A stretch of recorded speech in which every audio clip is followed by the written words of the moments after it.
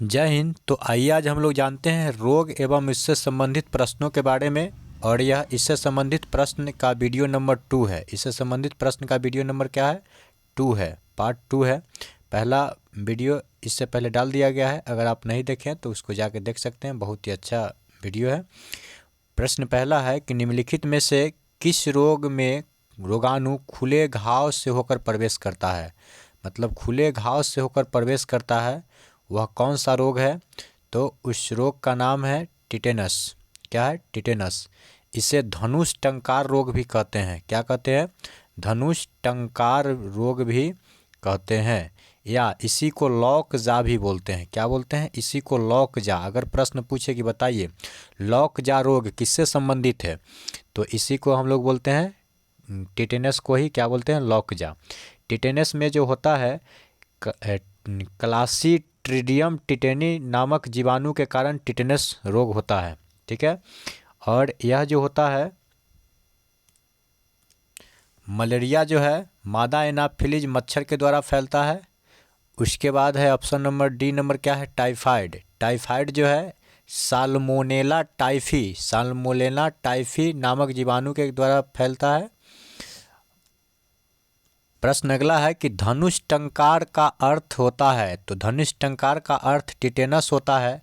इसका दूसरा नाम हम लोग सतत पेशी संकुचन भी बोलते हैं। क्या बोलते हैं? सतत पेशी संकुचन। याद रखिएगा, सतत पेशी संकुचन। सतत पेशी संकुचन रोग भी इसी को बोलते हैं। किसको? टिटेनस को। यह एक प्रकार के रोग भी है जो मिट्टी में रहने वाले बैक्टीरिया के द्वारा होता है। टिटेनस से शरीर के मांसपेशी प्रभावित होता है। क्वेश्चन आता है कि बताइए टिटेनस बीमारी से कौन सा शरीर का अंग प्रभावित होता है? तो मांसपेशी प्रभावित होता है। शरीर में इसके बैक्टीरिया का प्रवेश कटे हुए घाव या धातु या लोहे के कोई कील अगर गड़ जाए ना, तो उसके द्वारा यह अपने शरीर में पहुंच जाता है। और इस बीमारी से क्या होता है? तो जबड़े में जकड़न। अगर बोला जाए कि जबड़े में जकड़न किस बीमारी के कारण होता है, तो जबड़े में जकड़न होता है। यही धनुष टंकार रोग के कारण होता है, जिसको टिटेनस बोलते हैं। और शरीर के मांसपेशी इससे क्या हो जाता है? कमज़ोर हो जाता है। याद रखिएगा कि बताइए कि शरीर में जकड़न अर्थात जबड़े में जो जकड़न होता है किस बीमारी के कारण होता है? तो टिटेनस के कारण। टिटेनस का दूसरा नाम क्या है? तो सतत पेशी संकुचन भी है। इसको लॉक जा भी बोलते हैं। इसी को धनुष टंकार रोग भी कहते हैं। यह इसमें जो जीवाणु पहुंचता है मिट्टी में रहता है, और कोई लोहा या कोई पुराना कांटी वगैरह वगैरह अगर कील चुभ गया है शरीर में, तो उसके द्वारा शरीर में पहुंच जाता है। अगली प्रश्न है कि इसमें से कौन सा रोग मच्छर से होने वाला रोग नहीं है? याद रखिएगा, नहीं वाला इम्पोर्टेंट फैक्ट है। लोग नहीं पढ़ते हैं और इसका डायरेक्ट देखते हैं कि कौन सा रोग मच्छर से होने वाला है, बस इतना ही पढ़ के इसका आंसर मार देते हैं, जो कि बाद में गलती समझ में आते हैं। तो नहीं है। कौन सा रोग जो मच्छर से नहीं होने वाला है? तो देखिए इसमें जो है ना आपका ऑप्शन नंबर डी घेंघा रोग। जो घेंघा रोग है यह नमक के कमी के कारण होता है। किसके कारण? नमक के कमी के कारण होता है। अर्थात ये मच्छर से तो होने वाला नहीं है, तो इसका जो आंसर हो जाएगा आपका डी हो जाएगा। लेकिन डेंगू बुखार, मलेरिया, फाइलेरियसिस ये किससे होता है? तो यह सभी होता है मच्छर के द्वारा होता है। अब हम लोग फिर अगली प्रश्न पे आते हैं। अगली प्रश्न है कि पानी से होने वाला रोग निम्नलिखित में से कौन सा है? मलेरिया है कि टीबी है कि प्लेग है कि टाइफाइड है? तो इसका जो आंसर हो जाएगा आपका टाइफाइड हो जाएगा। क्या हो जाएगा? टाइफाइड। लेकिन प्रश्न यहीं तक नहीं रुकता है। प्रश्न यहाँ पर यह बनता है कि बताइए टाइफाइड जो होता है किस जीवाणु के कारण होता है? तो टाइफाइड जो होता है साल्मोनेला नामक जीवाणु के कारण क्या होता है? टाइफाइड होता है। और इस रोग के उद्भव अवधि 5 से लेकर 20 दिन तक होता है। क्वेश्चन है कि बताइए यह रोग कितने से कितने दिन तक? 5 से लेकर 20 दिन तक इस रोग का उद्भव होता है। याद रखिएगा कि टाइफाइड किस जीवाणु के कारण होता है? तो साल्मोनेला नामक जीवाणु के कारण होता है। अब हम लोग फिर आते हैं अगली प्रश्न पे। अगली प्रश्न है कि टाइफाइड रोग शरीर का कौन सा अंग को प्रभावित करता है? तो टाइफाइड रोग जो होता है शरीर के छोटी आंत को प्रभावित करता है। किसको? छोटी आंत। छोटी आंत को अंग्रेजी में स्मॉल इंटेस्टाइन होता है। अगर पूछा जाए कि बताइए हमारा भोजन कहाँ जाके पचता है, तो छोटी आंत में ही पचता है। लेकिन छोटी आंत भी है जो किसका भाग है? तो आहार नाल का ही भाग है। छोटी आंत जो है आहार नाल का भाग होता है। अतः इससे हम कह सकते हैं कि टाइफाइड से क्या होगा? आहार नाल प्रभावित होगा। अगर आप आंत नहीं है ऑप्शन में तो क्या होगा? आहार नाल होगा, क्योंकि छोटी आंत जो है आहार नाल का भाग ही है, इसीलिए उसको हम बोल सकते हैं। यह रोग जो होता है किसके कारण होता है? तो साल्मोनेला टाइफी नामक जीवाणु से होता है। इस रोग को मियादी बुखार भी कहते हैं। टाइफाइड रोग को क्या बोलते हैं? मियादी बुखार। याद रखिएगा, मियादी बुखार किसको कहते हैं? तो मियादी बुखार भी टाइफाइड रोग को ही कहते हैं। और इस रोग से बचाव के लिए क्या करते हैं? तो इस रोग के बचाव के लिए हम लोग क्लोरोमाइसिटिन वर्ग की एक एंटीबायोटिक ले लेते हैं। क्लोरोमाइसिटिन वर्ग की एक एंटीबायोटिक दवा होता है, उसको हम लोग ले लेते हैं। तो याद रखिएगा कि टाइफाइड से प्रभावित होने वाला अंग क्या है? तो छोटी आंत है। छोटी आंत को अंग्रेजी में स्मॉल इंटेस्टाइन कहते हैं। यह आहार नाल का भाग है, इसमें जाके भोजन पचता है, अर्थात इसका आंसर क्या हो जाएगा आपका? आहार नाल हो जाएगा। प्रश्न संख्या अगली पे आते हैं हम लोग। देखिए अगली प्रश्न आ ही गया कि मानव शरीर का कौन सा अंग टाइफाइड से मुख्य रूप से प्रभावित होता है? अभी तुरंत बताएं हैं कौन से होगा आंसर इसका? इसका आंसर हो जाएगा आंत। आंत में भी कौन आंत? तो छोटी आंत होगा, जहाँ पे भोजन पचता है। अगर छोटी आंत ऑप्शन में नहीं रहता, आहार नाल रहता, तो इसका आंसर क्या होता? आहार नाल ही होता। आहार नाल, मनुष्य का आहार नाल लगभग 8 से 10 मीटर लंबी होता है। याद रखिएगा 8 से 10 मीटर लंबी होता है। अमाशय स्टोमच बोलते हैं। अमाशय में ही HCl होता है, जिसको हाइड्रोक्लोरिक अम्ल बोलते हैं। हम लोग आते हैं फिर अगली प्रश्न पे। अगली प्रश्न है कि निम्नलिखित में से कौन सा रोग मच्छर द्वारा नहीं फैलता है? तो मच्छर द्वारा नहीं फैलता है, इसका आंसर हो जाएगा आपका ऑप्शन नंबर डी। क्या होगा? ऑप्शन नंबर डी हो जाएगा।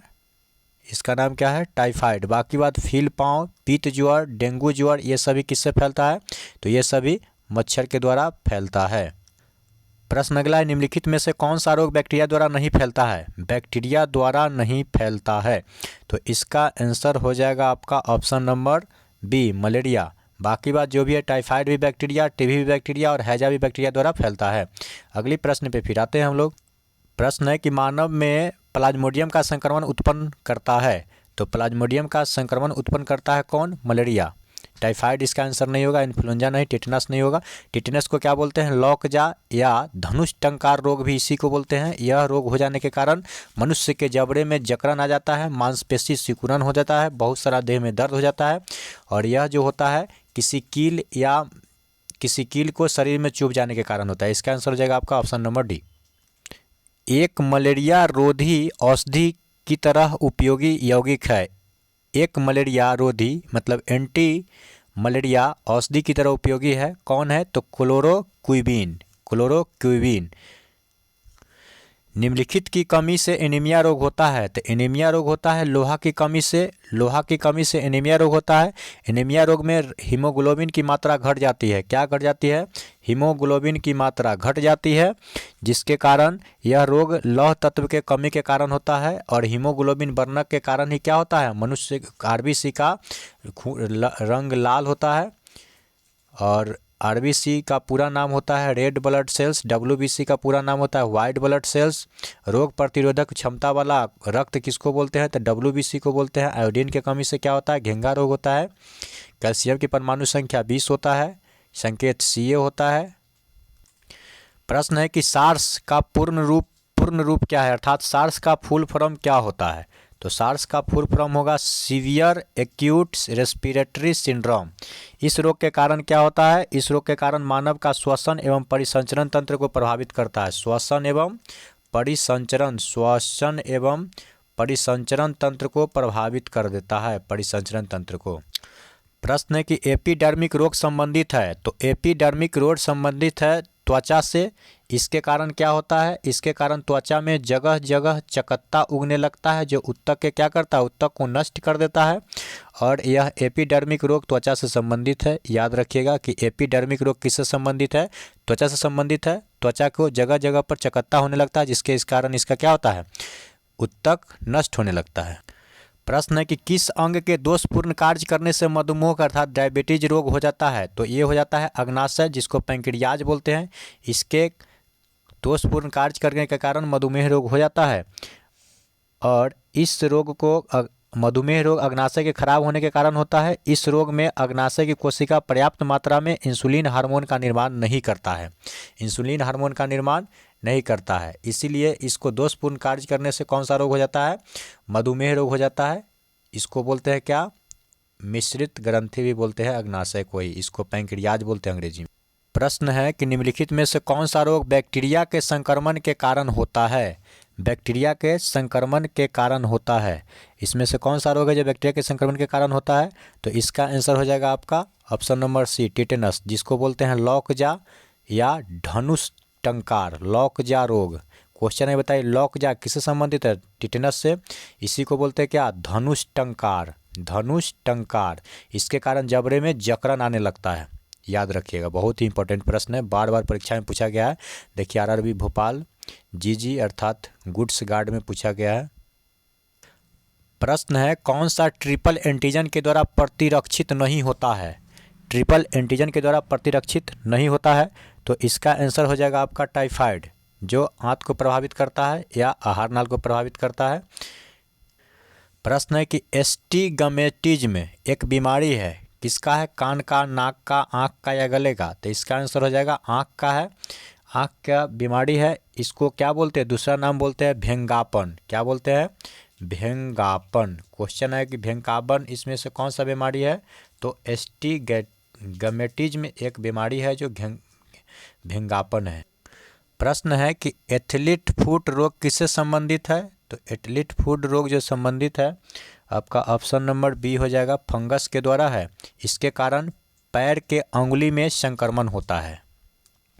प्रश्न है डिप्थीरिया रोग ग्रस्त होता है, क्या होता है, तो गला होता है। इसमें क्या होता है, सांस लेने में दिक्कत होने लगता है। श्वास नली में एक जाली जैसा संरचना बन जाता है जिसके कारण क्या होता है, सांस लेने में दिक्कत होता है, जिसके कारण दम घुटने लगता है लोग को। तो डिप्थीरिया रोग ग्रस्त होती है क्या चीज़ से, गला से होता है, जिसके कारण सांस लेने में दिक्कत होता है। प्रश्न है ग्लूकोमा व ट्रेकोमा बीमारी है, किससे संबंधित है। तो यह है आँख से संबंधित।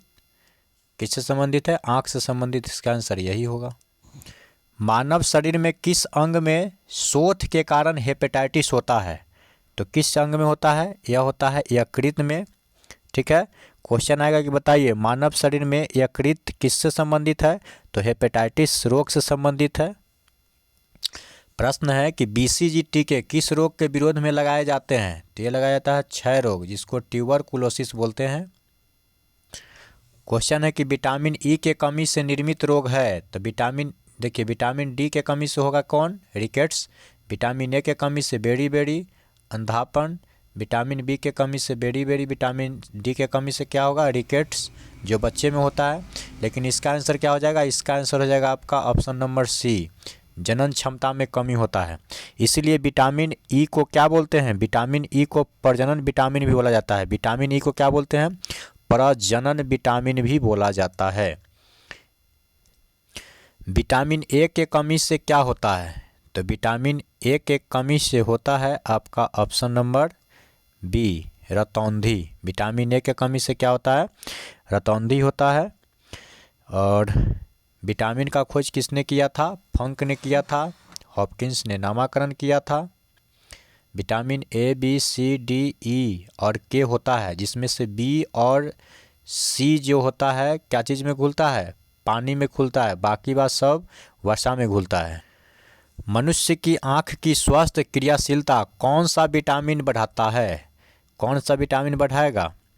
तो इसका आंसर आपका हो जाएगा option number D, vitamin A. तुरंत बोले हैं कि अंधापन किसके कारण, विटामिन ए के कमी के कारण। तो आँख से संबंधित है तो विटामिन ए ही होगा। विटामिन का खोज फंक ने किया था, तुरंत बताएं, हॉपकिंस ने नामकरण किया था।